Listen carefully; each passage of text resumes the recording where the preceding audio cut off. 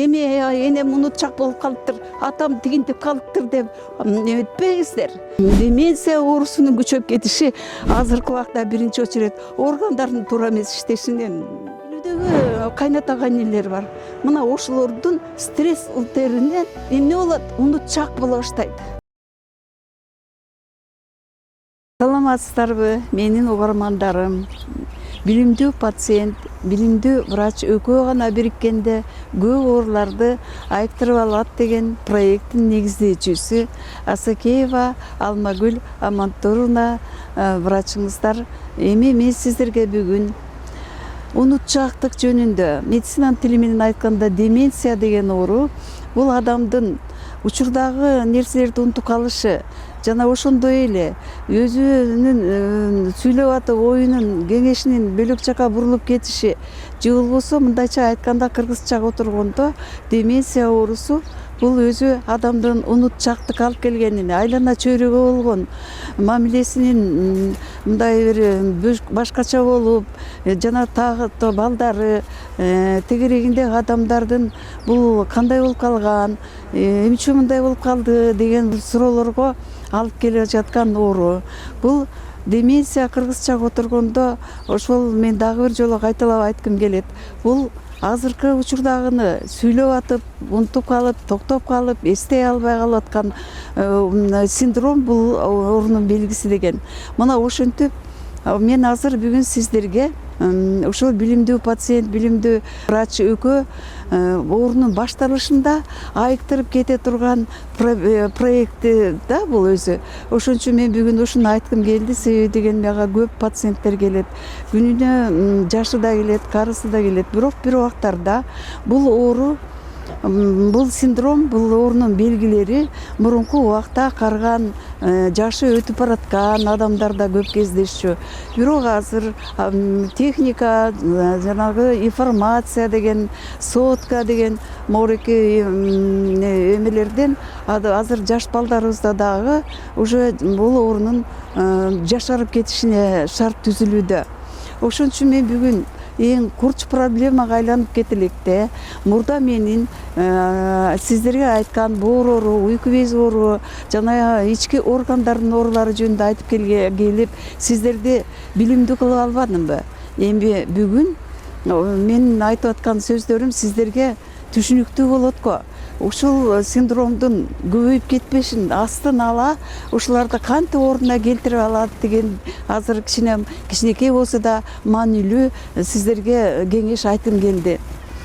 Мен эмнени айттым, дагы кайталайын. Деменция, бул деменция деп эле сразу эле унутчагыраак болуп, же бир сөздү эки сүйлөп, же болбосо бир ошондой болуп калган, же болбосо айлана чөйрөсүнө маани бере албай калган адамдарды бул оорулуу экен. Бул такыр эле мээсинен ажырап калыптыр, тигиндей мындай деген ойлоруңарга келип алсаңар, анда бул адамдарды бул жерге жеңиңиздер, тааныш адамдарыңыздын оорусун күчөтүп жиберишиңиздер мүмкүн. Ошон үчүн соо эле жүргөн адам, бирок деген отклонение от нормы дейт. Бул деген оорунун бир нече себептери бар. Биринчи себеби мээ кан тамырларынын ичкериши жана кан айлануунун бузулушу деген оорулардан келет. Бирок баардык эле баарыбыз тең эле мээ оорулары же болбосо кан тамырдын бузулуу оорулары менен эмес, бул оорунун экинчи дагы синдрому бар. Менин ушул билимдүү пациенттер, врач прием ошол өзүнүн оору адамын ошол оорунун себебин үйрөтүп алган врач, ошол менин пациенттерим азыр туура түшүнөсүздөр деп ойлойм. Себеби ошондой болуп ата энеңиздер же бир туугандарыңыздар, мына жаш эле адамдар деле ошондой болуп калатышат. Ошон үчүн эгерде өзүңүздүн бир туугандарыңыздан, тааныш тунуштарыңыздан ушундай белгилерди ойлосоң, көрүп калсаңыз, жаман ойго кетпей, андан көрө ошолорго жардам бергенге тырышыңыздар керек. Себеби силер билимдүү болуп калдыңар. Боор деген оору кандай экенин, ашказандын язвасы кандай экенин, же болбосо уйку бездин оорулары кандай белгилерге адамды туш кыла тургандыгын азыр сиздер баягы билимдүү болуп калдыңыздар. Мына ушул проектти билген менин адамдарым туура жана бат түшүнө аларыңарга ишенем. Мына эми азыр мен айттым, кан тамыр ооруларына ады кирет дедим. Эми азыр ушундай белгилери бар адамдардын биринчи причинасы мореки башка позвоночный артерия деген болот. Омуртканын моунда каналынан кеткен эки артерия бар деген. Мен өз жөнүндө айтып атканда ушул оорулар жөнүндө сиздерге кеп кылгам. Ошондо ошол эме омуртканын мореки четинен кеткен позвоночный артерия деген болот. Мына ошол омурткалардагы туздардын туруп калышынан жана ошол мышцалардан омуртканын шейно-грудной отделдеги моюн жанагы көкүрөк позвоночниктин ортосундагы кан тамырлардын кыпчылып калышынан мээге канды жакшы жүргүзө албай калганы бул эми кан тамыр ооруларына кирип атат. Ал эми сиздер деген монтип күрөө тамырды бассаңыз ол жерде булкулап турбайбы? Ал сонный артерия деп аталат. Ал мээ эки системадан турат. Ички жана тышкы системасы. Ички системаларды регулировать этип ошолорго кан алып бараткан албоо булкулдап турган сонный артерия. Ал эми позвоночный артерия ошонун эле жанында жатат. Бирок ал омуртканын жанагы как раз жана туздар чыгып, байланта ткандардын монтип тырышып калышынан, кан тамырлардын мындай кысылып калышынан мээге постоянно, регулярно мореки кандын жакшы жеткире албай калып аткандарын медицинада вертебра, позвоночник кыргызчага отурсок тиги омуртка. Эми ошол омуртка артериясы деп аталат. Омуртканын ортосу мореки жана канаттарынын ортосунда каналдан өтүп аткан үчүн омуртка аркылуу өткөн кан тамырдын кысылып калышынын вертебра, позвоночник, омуртка дедим, позвоночный артериянын мээге алып бараткан артериянын ар кайсы жердеги омурткадагы грыжалардан жана мышцалардын тарамыштардын тырышкынан баягы мээге канды жеткире албай атканын вертебра, база деген кыргызча кан тамыр деген сөз. Башка кетип бара жаткан омуртка аркылуу, омуртканын каналдары аркылуу өтүп баратып, башка мээге канды алып бара турган кан тамырдын оорусун вертебра базилярный синдром дейт. Синдром оорунун белгиси. Кыргызча отурсок, омуртка арасындагы канал аркылуу мээге алып бараткан кан тамырлардын бүктөлүп калышы же жабылып калышы, ошондун айынан адам мээге кан жакшы жете албай калганда, мээ кан тамырларынын кислородду алып барбай калганынан, жаңы керектүү заттарды алып барбай калганынан адам унутчак боло баштайт. Баш айланат, жүрөк айланат, кускусу келет, унутчак боло баштайт, кайдыгер боло баштайт. Мына ошол позвоночный артерияны оңдогон эгерде сиздер ата энеңиздерде, бир туугандарыңызда ошондой белгилерди өткөндө биринчи ушул омуртка аркылуу өткөн кан тамырдын кысылышы дегенден болуп жүрбөсүн деген ойдо келип, ошолорду дарылай турган невропатологторго жанагы кан тамыр ооруларын айыктыра турган врачтарга көрүнүп, ошол кан тамыр өтүп аткан түтүктү кайра тегиздеп, жыйрылып калган тарамыштарды, жыйрылып калган эттерди түзөп, кандын жакшы айланып кетишин ордуна келтирсеңер, анда сиздин бир тууганыңыз башынан эле ушул унутчактыктан, кайдыгерликтен жана айтып атып эле баягы унутуп эле азап тарта бергенден кутултуп аласыздар. Экинчи причина, экинчи себеби бул оорунун унутчактыктын жана кайдыгерлик жана эми бул оорунун мен азыркы айтып аткан, сиздерге айтып аткан жанагы адамдын абалынын жалаңдай өзгөрүшүнүн экинчи дагы бир эмесин дагы синдромун кандайча байкайсыздар, же өзүңүздөрдөн байкайсыздар. Мисалы тишти жууп жатасыздар, эңкейип. Ошол кезде жана эки омуртканын ортосунан өтүп аткан катымык болуп, өзү канды жеткире албай аткан кан тамырдын оорусунан ал бүктөлүп калды дейли. Мына бул жерде бүктөлүп калды. Тишти жууп бүттүңүз, өйдө болдуңуз. А биякта уюп калган кан баягы урганда эмне болуп атат? Кан тамыр баягы канды көп берип салганда баш айланып кетип атат. Мына ошол кездеги мореки омуртка кан тамырларынын кысылып калышынан унутчактуу болгондун экинчи синдрому бул адам эмне болот? Мына ушундан ажырата билсеңер болот. Кээде баш айланып, мына омуртка кысылып же мындай жатканда, мына тишти жууп туруп өйдө болгондо жер көчүп кетип, баш айланып, нарушение координации деп коет. Мына ушул синдром кошулат. Бул медицинада вертебра, позвоночник, база сосудтун кысылып калышы деген диагнозду коюп берет сиздерге. Анда буларды оңой эле омуртканы жакшынакай түздөп, мына уреки тарамыштардын иштешин жакшыртам десеңиздер, анда уйку безди жана боорду айыктырыла турганыңыз, боорду оңдоп айыктырып койсоңор, бул синдромдор жоголуп кетерин мурдагы лекцияларымда уккандар. Уйку без, панкреатит деген эмне, жировой гепатоз деген эмне дегенди окуп алган менин билимдүү пациенттерим анда мына ушундан башым айланып жүргөн турбайбы деп туруп, анда боорду жана уйку безди айыктырганга аракет кылып каласыздар. Ал эми дагы ошондо экинчи дагы бул оорунун экинчи мындай абдан мен ошого кирип баратам. Себеби деген мен сиздерге боор оорулары жана уйку без оорулары баягы мен мынтип айткам. Могу панкреатит, поджелудочный железа, мына киндиктен 2-3 пальц аңгыр койсоңор, мына менин моундай колумда болгон эң чоң без, бул адамдагы уйку бези оорусу деп айтабыз. Эмне үчүн уйку без дейбиз? Муну деген медицинада панкреатит деп коет. Потому что бул уйку без өзү панкреас деп аталат латын тилинде. Панкреас дегени бул уйку без тамакты эритүүчү панкреатин деген затты бөлүп чыгарат. Ошондой эле тамакты эритүүчү ферменттер, мен дагы кайталап айтайын, фистал, мезим, панкреатин, крион деген заттарды бөлүп чыгарат дегем. Ал тамакты жакшы эриткенге эритип берет дегем, өт менен кошулганда.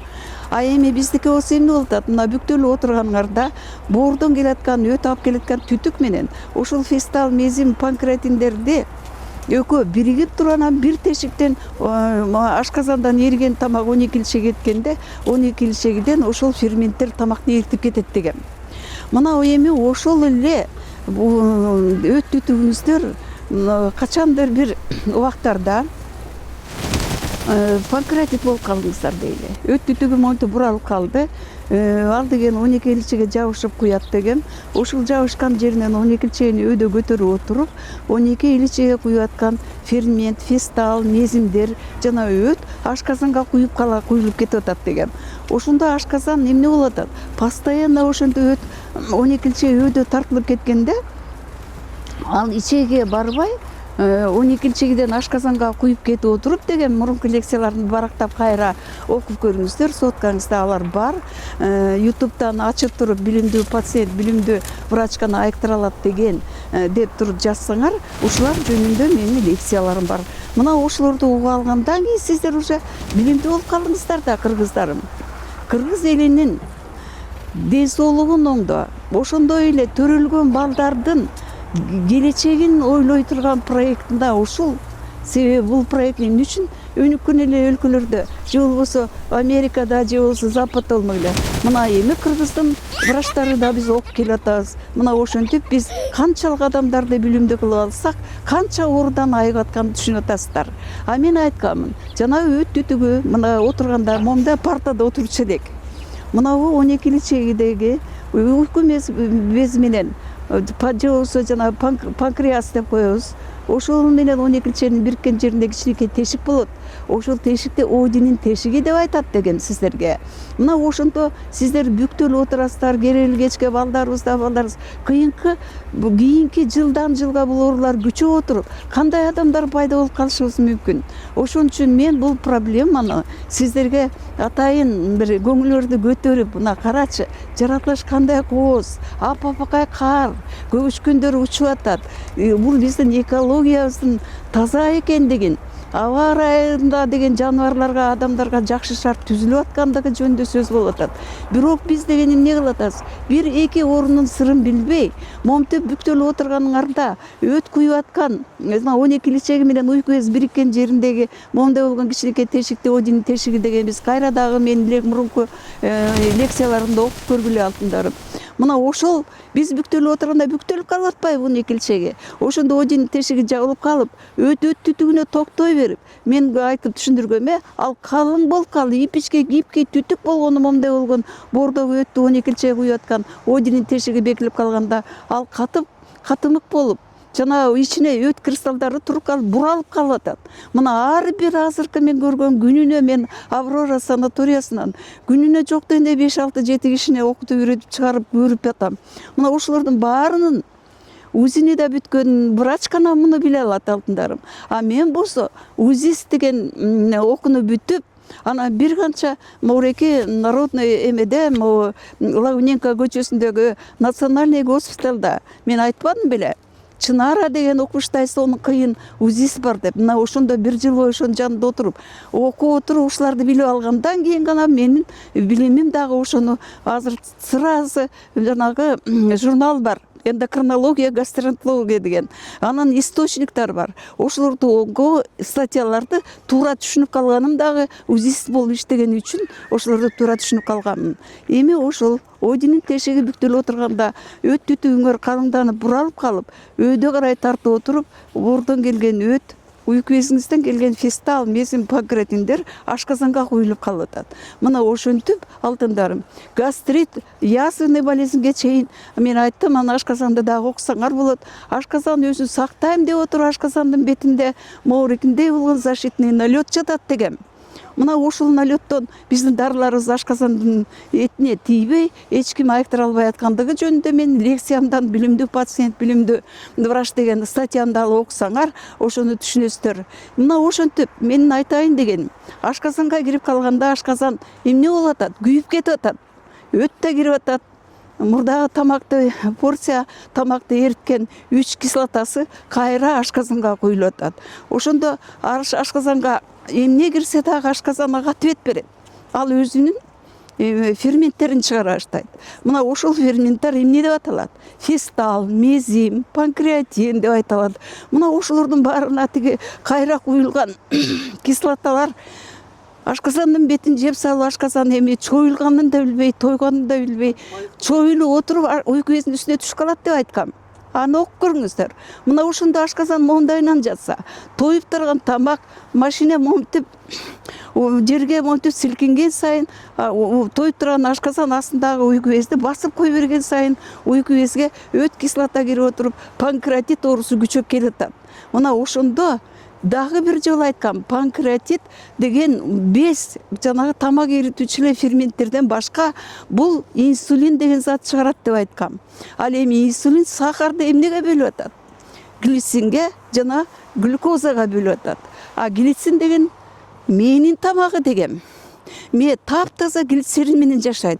Мына инсульт болуп калганда туугандарыңардан, тиги булардан, тааныштарыңардан көрүп атасыздар.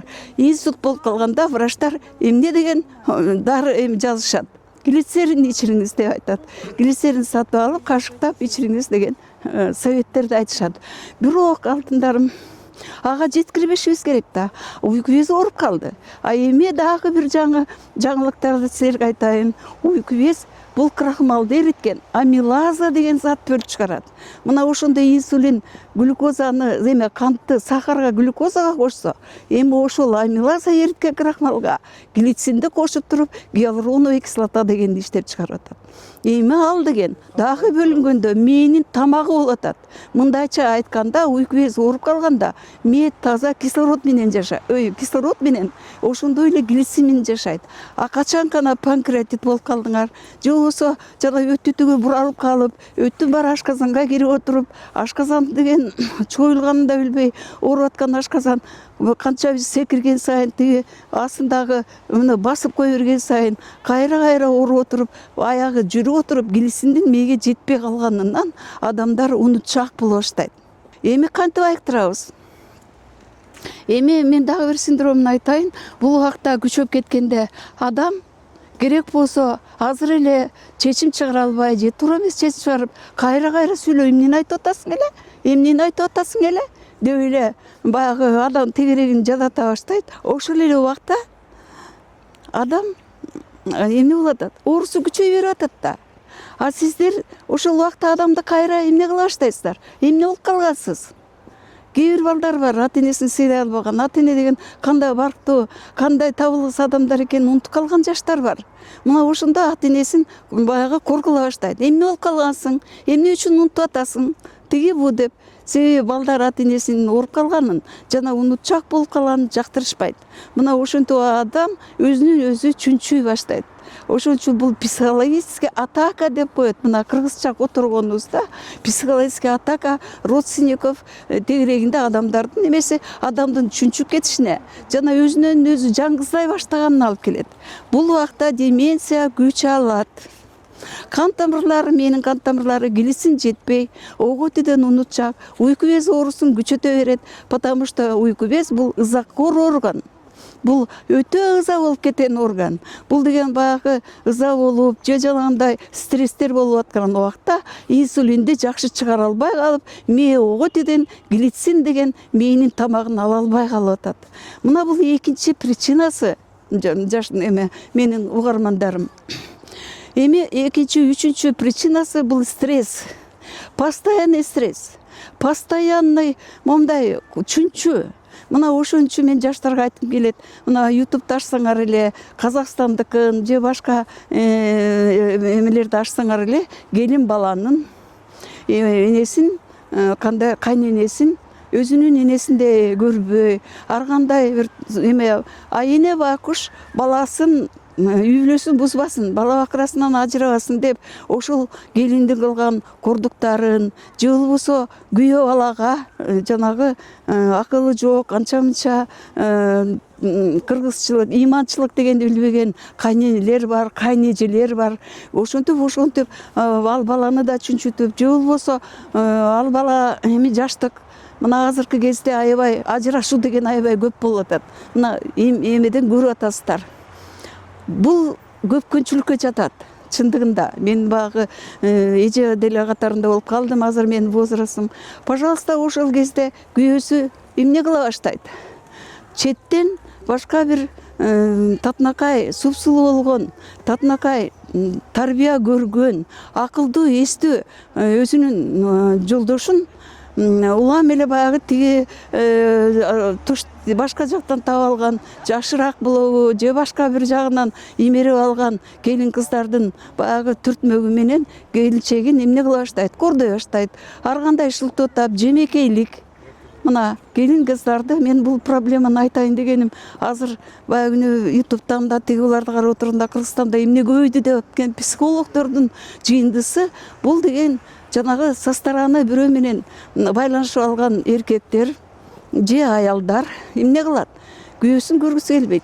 Аял эркек болсо аялын көргүсү келбейт.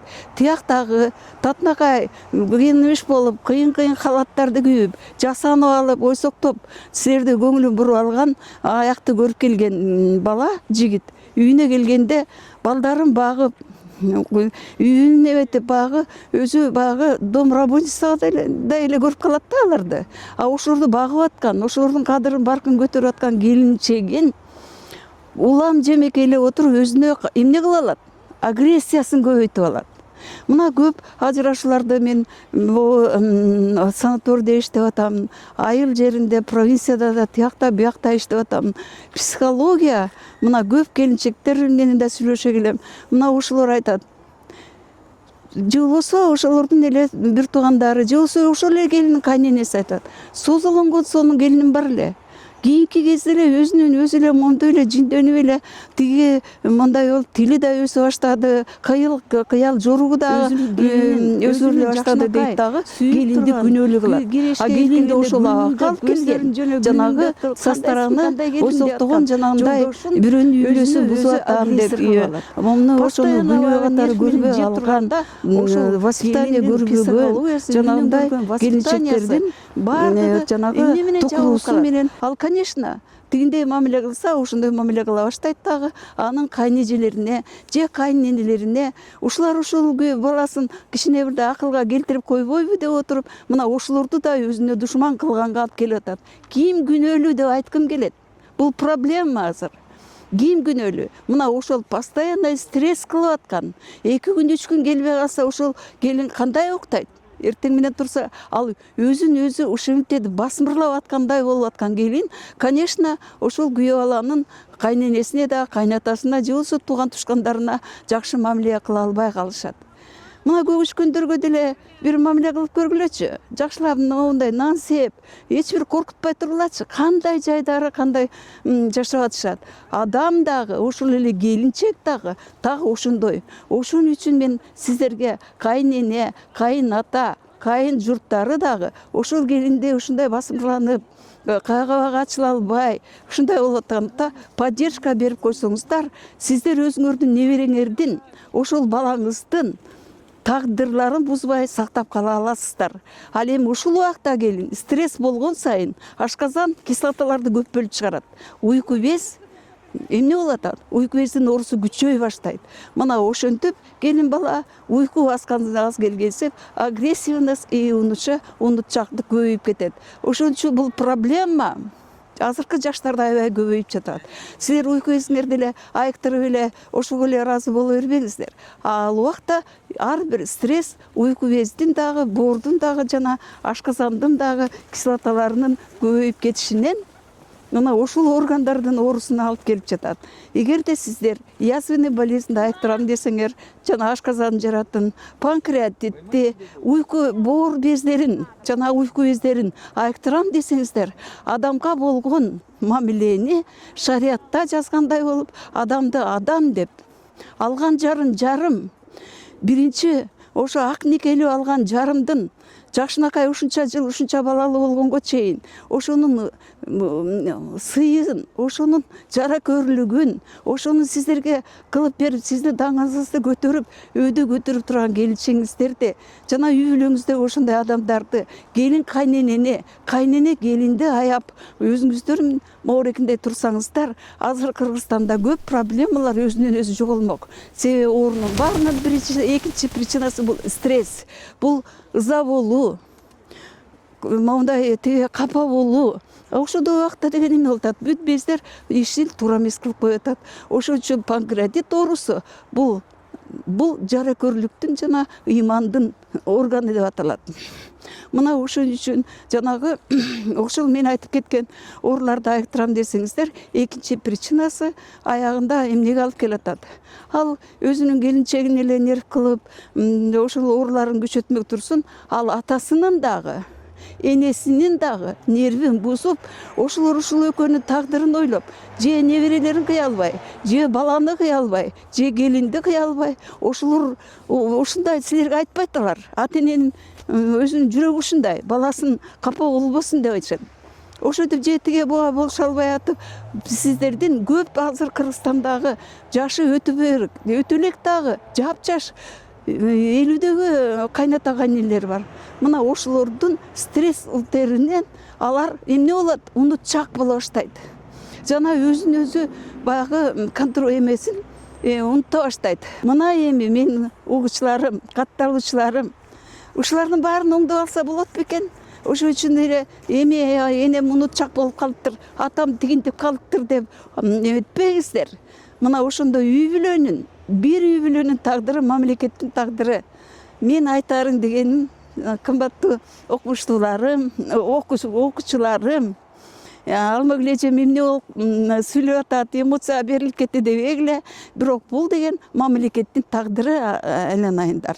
Ошон үчүн могу деменция оорусунун күчөп кетиши азыркы убакта биринчи очередь органдардын туура эмес иштешинен болсо, экинчиси ошол адамдардагы стресс болуп атат. Жашоо жакшы. Азыр баары бар. Ачка калган адам жок. Мына Кудай буйрса, жетекчилерибиз да кандай болуп, кандай жашашат. Бул үйлөрдү карап койгулачы. Эмне деген үйлөр жасалып атат. Качан айыл жеринде кранды ачканда ысык муздак суу бар эле. Мына ушундай жашоо жакшынакай келип атканда, эсиңиздерге келип, урматтуу жаштар, жана ошондой эле баласын аяп отуруп, келине жеккөндөр болуп, неберелеринен ажырап отурган ата-энелерге да айткым келет. Өзүңүздөрдүн ден соолугуңуздарды сакташ үчүн үй бүлөдөгү ынтымакты, ыйманды айтып турган ата-энелер, балдарыңызга дагы туура акыл айтып, дайым мындай позитив болуп, жакшы, баары жакшы деп турсаңыздар, анда балдардын да ынтымагы, өзүңөрдүн дагы стрессиңер жок болот. Көрө албачылык деген бул азыркы адамдардагы баары бар. Тигине карап, тигиндей үйлүү болсом, мындай болуп, мындай кылсам десиңер. Көрө албачылык дегенди таштаңыздар. жаркырап бири бириңерди момда кармап турсаңар жанагы унутчактыктын экинчи эң чоң проблемасынан өзүңөрдү дагы жаныңыздагы адамдарды да сактай аласыздар. Ошон үчүн тамак экинчи үчүнчү проблема тамакка мамиле бериңиздер. Тамак жегенде обязательно мисалы биз кыргыз эли камыр, эт жана тамактар. Бирок бир ортодо холестерин көбөйүп кетет экен. Холестерин көбөйүп кетет, этти жебегиле, майды жебегиле деген убакыт чыккан, Жок.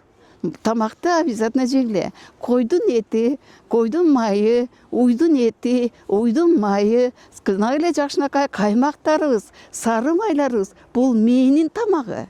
Ошон үчүн тамак үчүнчү проблема. Силер жегенде таптакыр эле этти жоготуп, азыркы балдар эт жебейм, тигини жебейм. Бирок жакшы түшүндүрүп берип, майлуу тамактарды жегенге, майлуу тамактарды каныңыздарда эмне дейсиз? Мисалы момдамда устукандарды бересиз. Бирок деген мерасын билгиле. Мисалы ошол тамакты ашказандан объему көп болсо тамак жегенде жарым литрге чоңой Ошондо тамакты мисалы бир кесе деп коелу, 700 грамм тамак. Ошондо тамактын мерасын билгиле. Азайтып көп уруп тамак жебегиле. Мына 3 проблеманы бүгүн айттым. Калгандарын андан ары информациядан жана ар кайсы азыр ден соолук жөнүндө ИГСОнун кеңештери айтылып атат. Мына ушуларды угуп отуруп калганын өзүңүздөр каласыңар. Эң биринчи проблема бул стресс. Экинчи уйку бездин оорусу, панкреатит жана эменин оорулары, боор оорулары. Экинчи уйку безди өйдө көтөргөндөн кийин гана ашказанда айыктыра турганыңарды мен лекциямдан угуп аласыздар.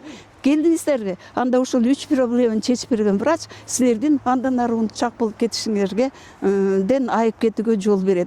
Ошон үчүн дайым позитив жүргүлө, көңүлүңөрдү көтөргүлө, жакшы жаман нерседен жакшылыкты көргүлө. Мына ошондо айып кетесиздер. Канчалык кээ бир көрө албаган кишилер сиздерди кодулап, ар кандай кылып жаман бир эмелерди жасай баштаса дагы кайра ошонун жакшылыгын көбүрөөк ойлогула. Ошондо сиздер көтөрүмдүү жана жакшынакай балдарды, жакшынакай жаштарды өстүрө баштайсыңар дагы. Ошол врач өзүнүн тегерегин дагы ошентип отуруп кайрадан оңдоп алат. Ошон үчүн урматтуу кыргыздарым, сиздерге ырыс ынтымак каалайм.